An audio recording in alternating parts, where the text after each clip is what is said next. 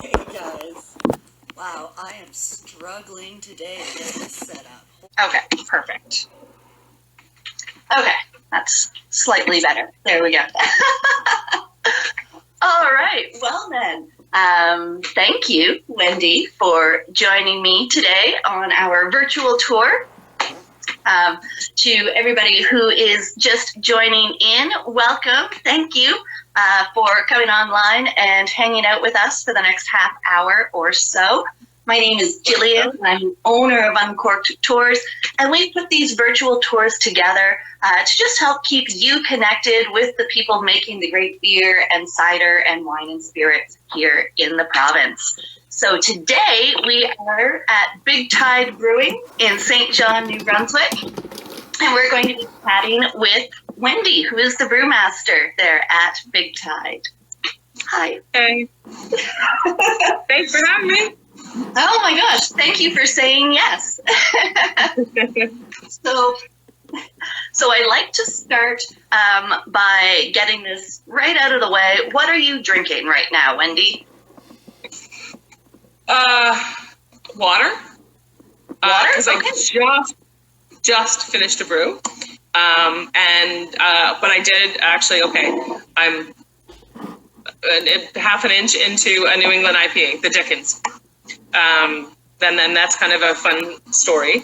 But that's what I have right now is the Dickens New England IPA. So, but I also have, just in case this goes long, our hemp paleo.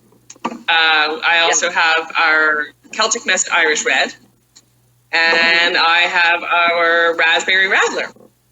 So okay, so you have lots of choices. I also have a little box of Big Tide beer. So folks, Big Tide, of course, like most restaurants, they aren't able to serve you in-house anymore, but they are still doing takeout. And we had a delicious burger and box of beer today. So I have to choose. And canning is really new for us, actually. And you know, prior to the reality that we're all living in right now, we decided that we would have, you know, cans would be a great lineup addition to the lineup that we have in terms of growlers.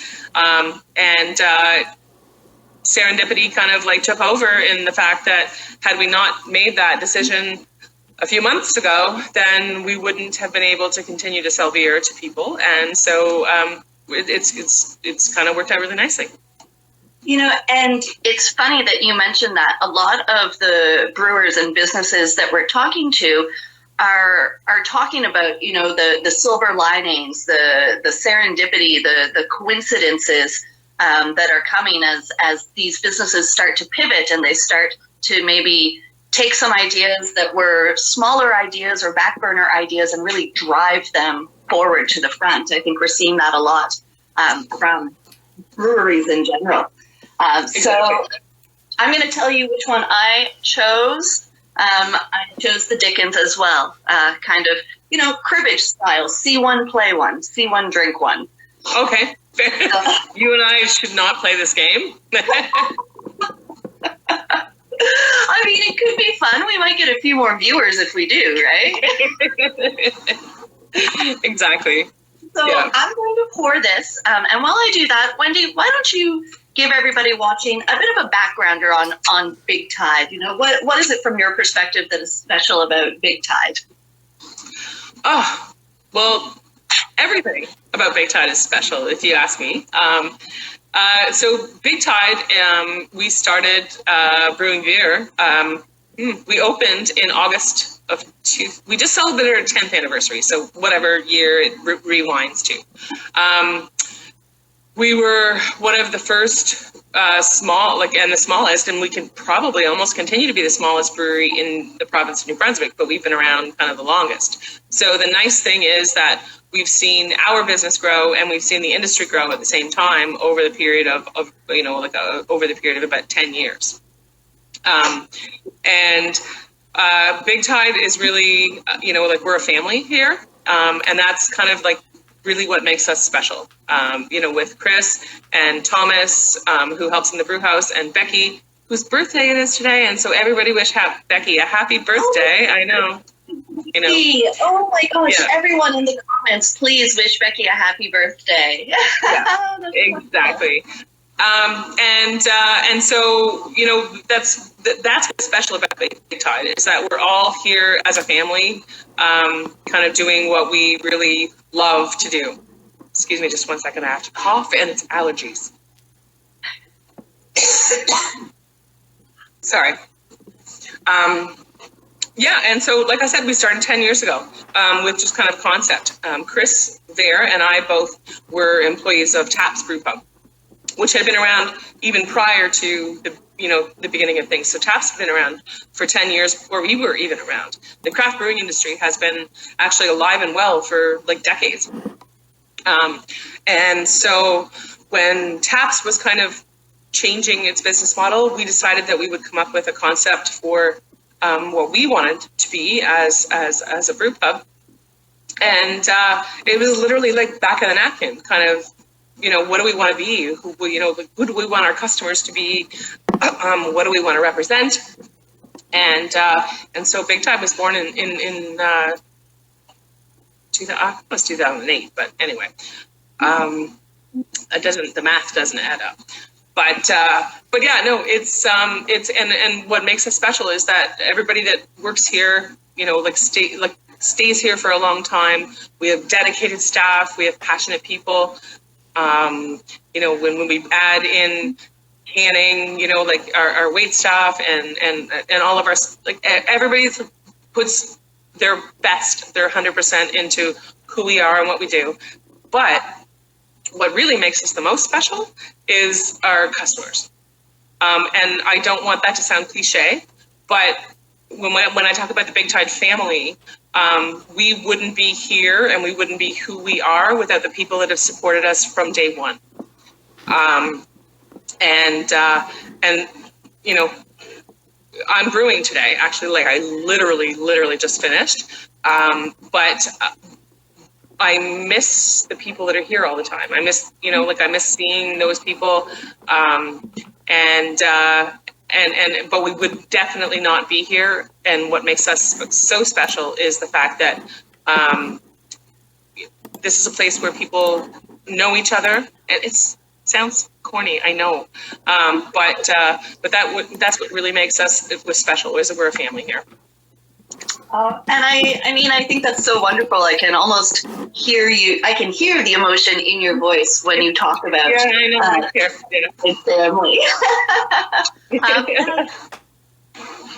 And I think as an extended member of that family, we are missing you too.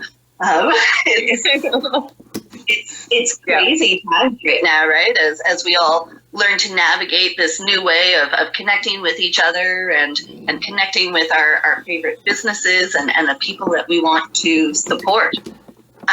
So, I guess maybe to that point, because people want to know how you're doing. Can you tell us a little bit about some of the pivot that Big Tide has made and what you've done in the brew house over the last couple of weeks to, I guess, manage changes in demand or distribution?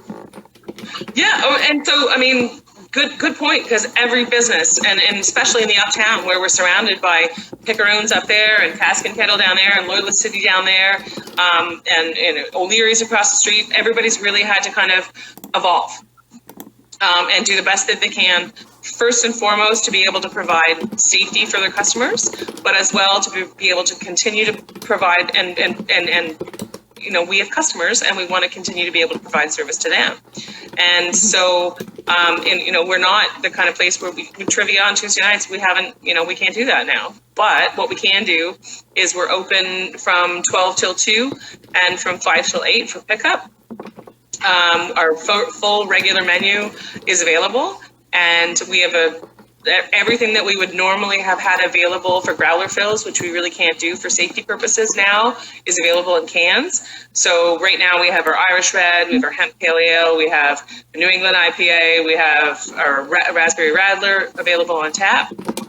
And then our regular takeout menu. And Mark in the kitchen has been doing an amazing job in coming up with specials. So that's the Shack Wacky Burger, which I think you might have had today. You know, like it's a great special. So we're able to continue to evolve our business model so that not only can you come in and take some takeout home, but you can also or have a picnic, which is, it's a beautiful day. The sun just came out, so it kind of makes me think picnic today. But yeah, and so you can come in, you can grab some beer, you can, you know, take it home, you can drop it off at your neighbor's front step. You can do whatever, you know, whatever it is that you want to do. So our regular menu is available, and then we just started doing pizza.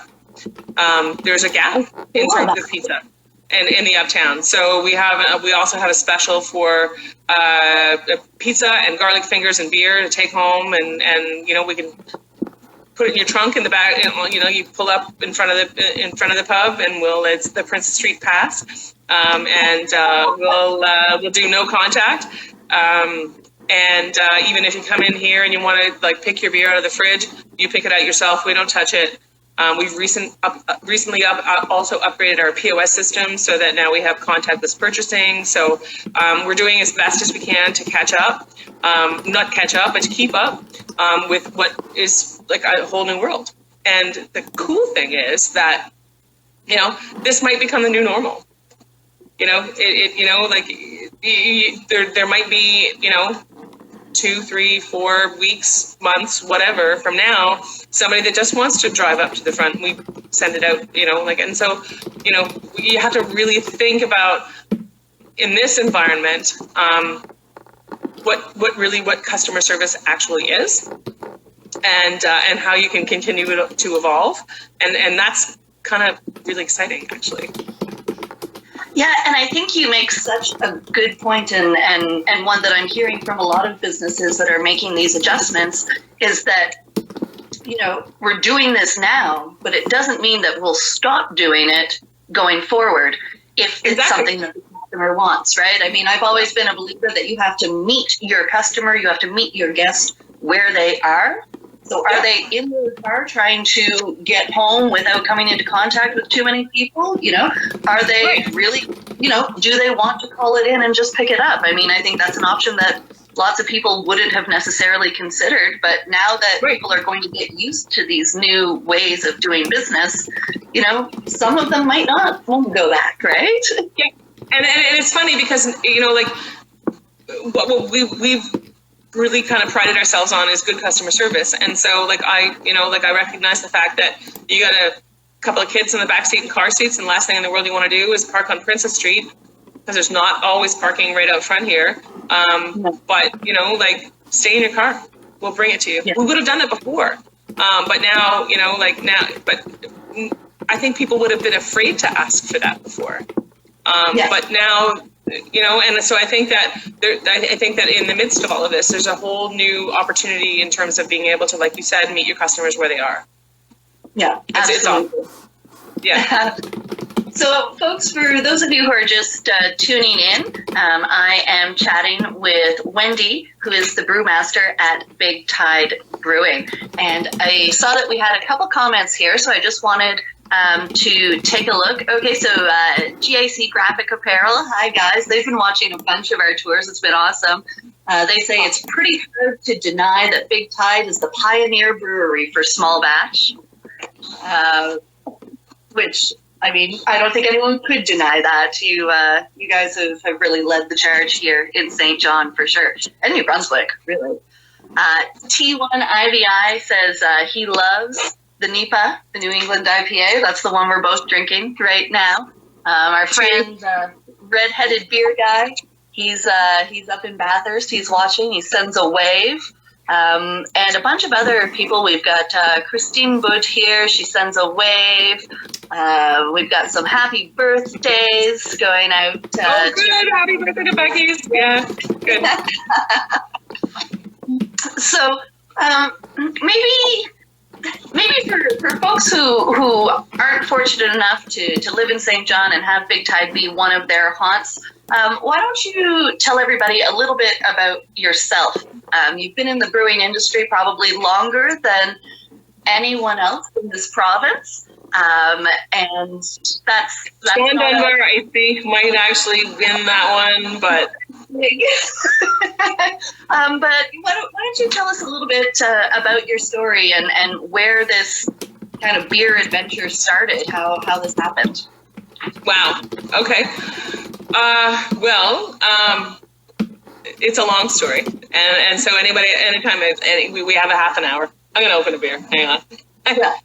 It's okay. So this one is the Fogbound Hemp Pale Ale, and I always the hemp was actually one of the first beers that we brewed here at Big Tide, because I always wanted to do a hemp beer.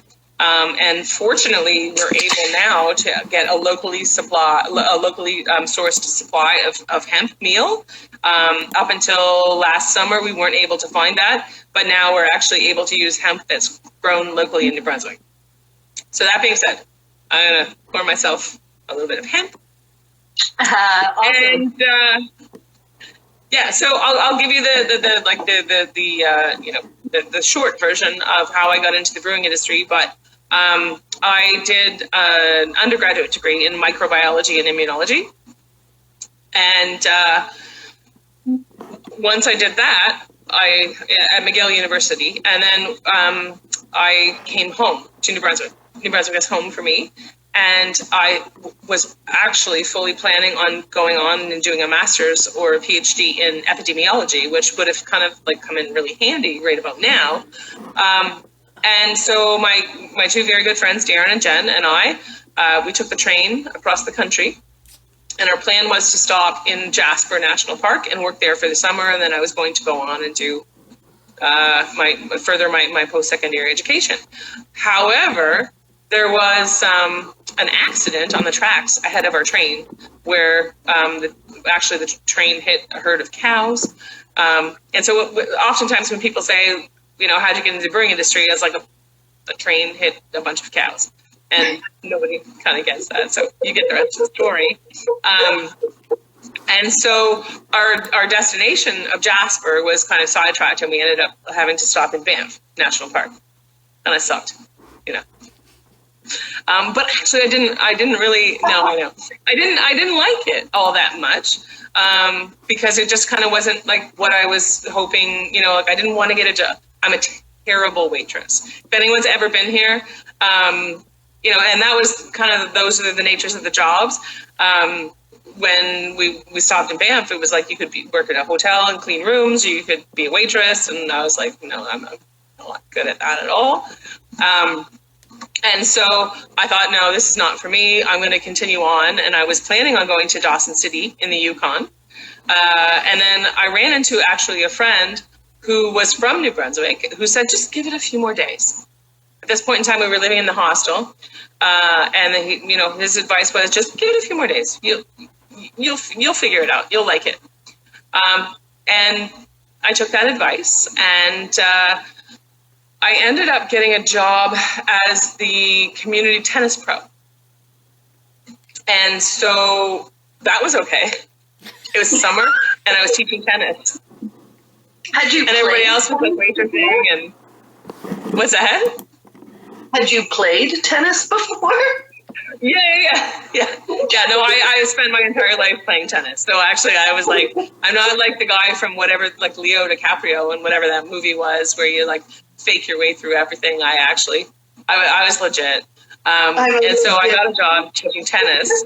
I got a job teaching tennis for the summer, which was awesome. And so we moved out of the hostel and we got an apartment, and I taught tennis, and it was awesome.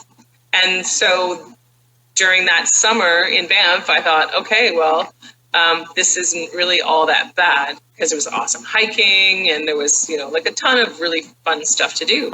And so by the time like sort of September started to roll around, I was like, maybe I just need to defer my, and I'm going to stay here for a little while. The ski season was coming up, right? So I'm like, well, okay, I'll stick around here. So, of course, tennis season comes to an end when the snow starts to fly. And so I got a job at a vasectomy clinic because, transferable skills, tennis balls, but yeah, no, sorry, I'm not going to go there. I promised you I wouldn't. And so I actually ended up working at a vasectomy clinic for a little while, and realized as the vasectomy assistant that I was probably not going to be doing that as a so I happened to read in the paper, this is back in the days when jobs used to be posted in the paper, that they were looking for somebody with a microbiology background, me, and they were doing a startup of a microbrewery in Canmore, Alberta. And so I was introduced to the people that were there, and it was the first publicly funded microbrewery in Alberta. We did a public offering on the Alberta Stock Exchange. We raised $1.5 million, and we built a brewery, 20,000 square feet, like way, way bigger than what we have here, and literally built it from the ground up. And I had amazing mentors. Hugh Hancock, if you're watching, I don't know if you're there, but he was the president of the company, and Gord Domanic was a former brewer from Molson's, who was the brewmaster at the time. And they gave me all the time in the world, and that's basically where I kind of cut my teeth in the brewing industry. I learned a lot. I ended up having to pick up a bunch of things that I wasn't expecting to, like a 4th class power engineering ticket in order to be able to run a boiler, forklift license, and some accounting, So I was there for a little bit over 10 years, and I loved everything that we did there. We won a World Beer Cup gold medal, and we won 5 World Beer Championships medals, specializing particularly in German lagers. And at that point in time, because the industry has always kind of gone like this and like this and like this and like this, there was mergers and acquisitions happening. And so our brewery merged with another brewery, and they were taking over the assets of another brewery. And so my choice at that point in time was move further west or come home. And I chose to come home. And so I came home thinking that I would find a job in the brewing industry, but I didn't end up doing that, which is okay, because I found my way back. And so I worked a long time in economic development. I helped people start businesses. And so ultimately, couple of kids, maternity leaves, Taps was open. I ended up getting a job brewing there. Chris and I met. We said, let's do it ourselves. And we came up with a concept. And so Big Tide was born. So Wow. I mean, you have so many bits that you've left out of that story. I know.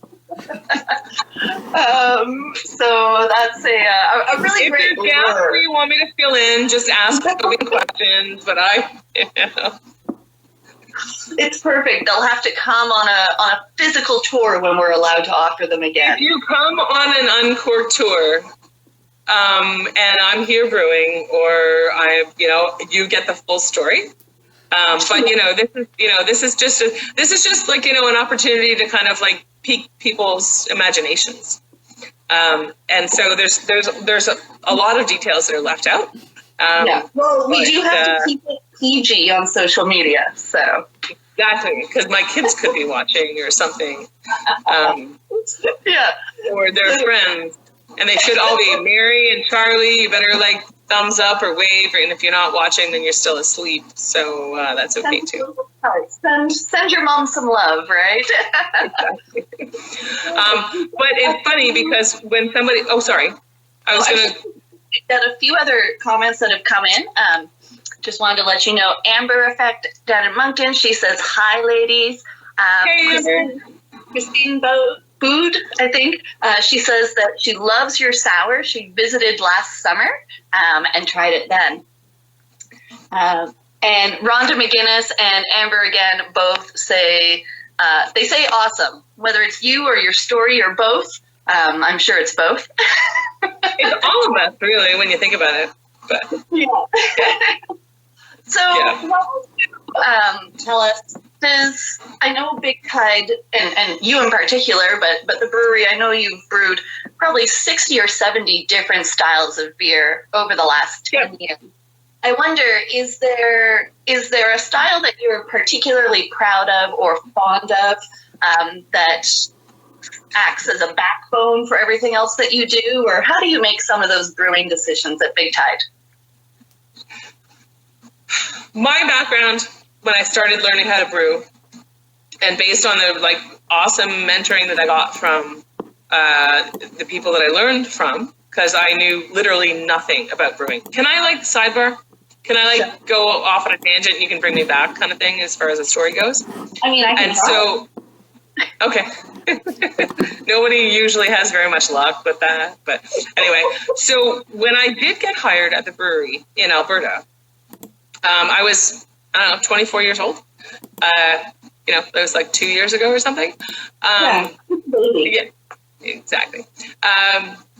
There was actually one other brew pub that had just opened in Canmore, Alberta, called the Grizzly Paw Pub and Brewing Company, and they still exist, and they're awesome, and they're still good friends of mine. So if the Grizzly Paw is there, then hey. But first time, like I grew up in New Brunswick in like, you know, the 80s and 90s, essentially, when I don't know what timeline-wise, if my mother is watching, then I don't know when my first beer was. But and so craft beer was not a thing. Like nobody knew anything about it. And so I get hired as the assistant brewmaster at this brewery that they're building, like $1.5 million. And I'm like, okay, no pressure. And we go to this brew pub. And on the menu, there was an IPA, an Irish Red, honey brown, and like, you know, all this other weird shit. And I was like, I'll have an IPA. Because I was like, well, Keats is an IPA, so I'll just have one of those. But it was not a Keats, let's just say. And so I really actually thought I would be like cool and, you know, order something that I had no idea that I was talking about. But at the end of the day, the first sip of that beer, I was like, my face just about fell off. But then the second sip and the third sip, and I was like, okay, I get this. And so so that was kind of my first introduction to craft beer in general. Like anything other than, you know, like being a university student is like, what's the cheapest and has the most alcohol, or, you know, whatever. And so based on the mentorship and the learning that I went through over the next decade, and I learned how to very well brew specific styles of beer. In this particular case, it was German lagers and ales. And so when I came home, and part of the fun thing in all of this is that brewing and a little bit of science, right? I love the science part of it, and I've always loved the science part of it, and that's been like that's kind of who I am. But the creativity that's involved is that whole extra level that you can get to as a brewer. And so when you kind of let your teaching go and you start to be confident in what it is that you're doing, then you can be a little bit more creative.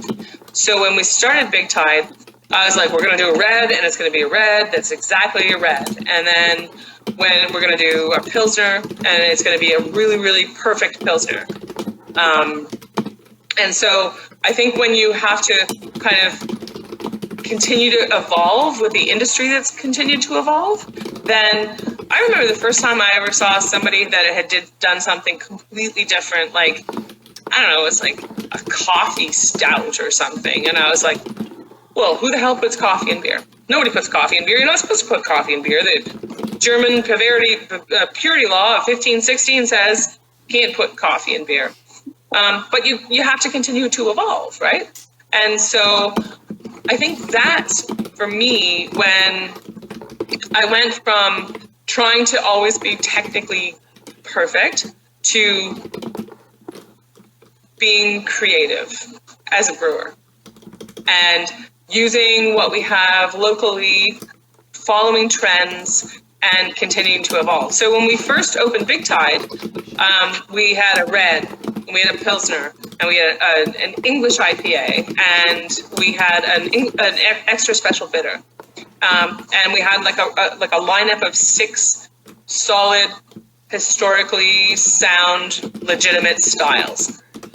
And so that was fine. And it was great because we made really good beer. And then people continue to evolve, and you have to continue to kind of keep up with the industry. And so the Dickens, which is kind of like fast forward to now, is a perfect example of how you continue to keep up. So the New England IPA style of beer is relatively new. It's not an IPA. It's an IPA, but it's got a lot of hops in it. But to me, a New England IPA was an English style IPA, and you tell the story about the British ships going to India and the high hop content, the bitterness content, and preserving it and all that kind of thing. But a New England IPA is really such a great variation of that style, where there's very little bittering hops, and so that preservative characteristic doesn't exist. But it's really about bringing out the essential oils and the flavors that come from different varieties of hops. And so we had been doing our Seaworthy IPA, which is still a favorite here, and I love brewing that beer, and I love that beer. And we at one point in time, we got to the point where, and we always want to try and use as much locally sourced ingredient as possible. And so we had been working with Darling's Island Farm, which is now the Island Hop Company. Shout out to them if they're around, because congratulations on your expansion, Josh and your family. So we had been using, and you used to be able to see I moved the camera, but their hops are up there in the background. But so I had been using almost exclusively New Brunswick grown hops for a long time. But then as that hop farm grew, they needed more customers than just me. I mean, it's great, but if you're going to grow your business, you need more than one customer, as we all know. And so I found myself without kind of a dedicated hop supplier. And at that point in time, this whole New England IPA sort of trend exploded. And so then it was like a kid in a candy store, because I was able to kind of go out and shop around for different kinds of hops. And I was like, I'm 100% committed to like trying to buy as much New Brunswick grown stuff as possible. But that being said, if I can't do that, then what do I want to be when I grow up, kind of thing. So I was able to like experiment with hops like El Dorado and Citra and things like that I would always have passed by. So the very first version of the Dickens New England IPA, I brewed with Citra and El Dorado and Mandarina Bavaria. And so we keep playing with the hops because there's so much variety available nowadays. And the name, the Dickens, I mean, that's the other fun part about brewing, is that every time you come up with a new beer, you said like we've done 60, 70 beers, you have to come up with a name for every single one of them.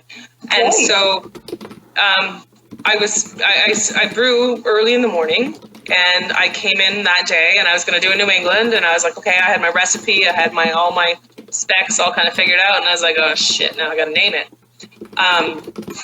But where it came from was the fact that I was disappointed that I was not able to continually use 100% New Brunswick grown hops, but there was a silver lining in all of it, is that I was able to branch out into a style that I probably wouldn't have been able to accomplish with that kind of, with that supply. And so the very, very first time that every cloud has a silver lining was used in literature was by Charles Dickens.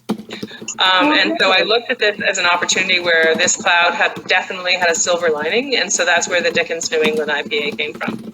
And we're on version, I think, 12 right now, and it's just a constant evolution of playing with different hop combinations, styles, utilization. It's fun. It's great. So are you trying to hit a similar flavor profile by like with using different hops, or are you looking at this beer really as an experimental beer that each version is designed to be a little bit different based on what you've put in that time around? We keep really good records, so we know what we did. Mm-hmm. And so we know that, version 6 was really, really great. But just because it was great doesn't mean that you can't make something greater. Right. And better. And so it's kind of like this kind of constant innovation. Like, what else can we do? Like, 4 out of 5 is awesome, but how do you get to 5 out of 5? And so the Dickens in particular is something that continues to evolve. And I don't think, based on the rate at which raw materials are continued to be available, that I don't think it'll ever be stuck on one particular version. I think it'll be something that we can constantly continue to play with and evolve. Only because it's fun. Yeah. Well, Wendy, we have blown through our time together and then some. So I knew we would. But I guess I just wanted to say thank you so much for taking this time out of your busy day. Like you said, you brewed today, so I'm sure you're excited to get home. No, I have to finish cleaning up, actually. Is there anything that you'd like to tell the folks that are watching now or who are going to see this on the replay? Any kind of final parting words? Yeah, I do, actually. Yeah. So, but what I want to say is that, on behalf of all of us at Big Tide and to to everybody that's supported us for the past 10 years, thank you. And we appreciate your continued support. To you, Jill at Uncorked, thank you for your contribution to the growth of what has turned out to be a significant contributor to the economy in New Brunswick. Welcome. Thank you. We wouldn't be here as an industry if it weren't for you, and people like you and like Amber who joined in earlier. So this industry employs more than 500 people. It contributes a tremendous amount to the local economy, and we need now more than ever everybody's support. We've got cans. This is not like a plug at come by Big Tide cans. This is go to your local brewery everywhere around the corner and support local, because we'll always be here for you guys, and we know you'll always be here for us, but we need you right now, and we're here to make sure that whatever it is that you need from us, you're safe, and that you're getting absolutely the best product produced anywhere in Canada and the world. Whether it's beer, cider, mead, spirits, no matter what, this industry has risen and dramatically over the past little while, and we're going to continue to thrive if we have everybody's support. That's all. Awesome. I mean, that was very well said. While you were talking, I couldn't even keep track. So many people were sending thumbs up and hearts and smiley faces, and really, sharing that sentiment with you. So, I mean, you guys have built a great network, and I think we have a great network here in New Brunswick. So thank you so much. So, folks, thank you. Thank you so much for having me. I know exactly you do. So everybody, if you made it to the end, thank you so much. What do you mean if you made it to the end? I was trying to be as engaging as I possibly could.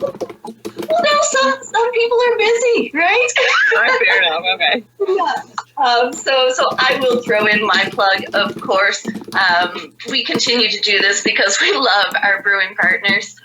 We have also, however, set up a tip page on our website. So if you see value in these virtual tours and you'd like to see us continue able to do them and supporting the brewing industry, pop onto our website, uncorkednb.com. You can throw a tip in the virtual hat. You can do a toonie, that's awesome. You can do a 20, that's awesome.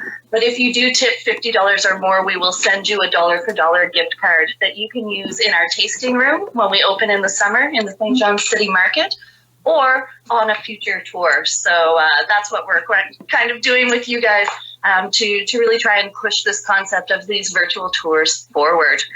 So just before I let you go, Wendy, we've got a few messages coming in here. Rhonda McGinnis said, great story about where the beer naming comes from. Joanna Killen, she can't wait for her Shack Wacky burger.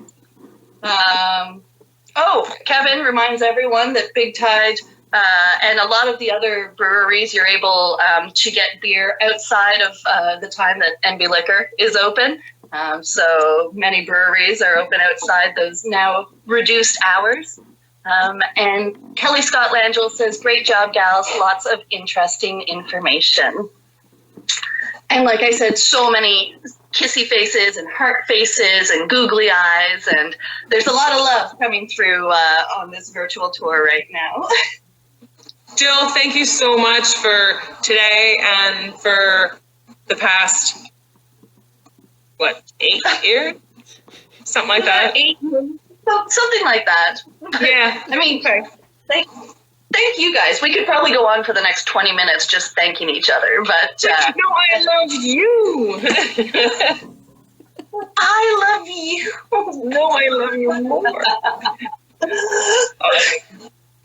All right. So on that note, guys, thanks for joining us. Our next virtual tour is at 4 p.m. We'll be hanging out with Moncton from Brunswick, La Côte. We'll see how that bilingual tour goes, and we'll continue to share some beer love and see you guys around. Bye, everybody. Thank you.